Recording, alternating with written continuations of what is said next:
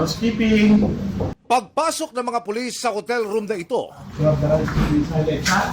Sit down, sit down.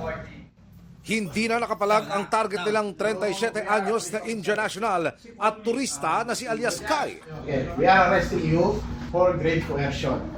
Bumiyahe pa galing West Bengal, India ang suspect para makipag-eyeball sa 30 anyos na Pinay online English tutor niya na si alias Bibi. Naging magkarelasyon sila pero nang makikipaghiwalay na ang biktima, tinakot na umano ng suspect ang biktima na ikakalat ang virtual sex video na inirecord niya.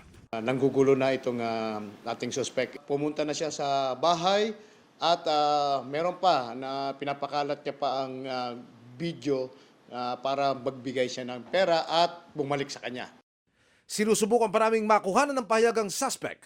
We filed a case of violence against women and children, then anti-photo and video voyeurism. Mayroon pang additional itong grave coercion. So hindi po tayo papayag na ang mga dayuhan na nandito sa Pilipinas na sasamantalahan. Ayon sa PNP, bukod sa love scam, karaniwan ding reklamo ang pamba-blackmail gamit ang mga pribadong larawan at video kaya paalala nila lalo ngayong buwan ng Feb-ibig. Make your sexual activity very private. So para hindi ito magamit kung kayo ay hindi na magkasundo balang araw. So sa love scam po, emotion ang target, hindi lang pera. Emil Sumangil, nagbabalita para sa GMA Integrated News.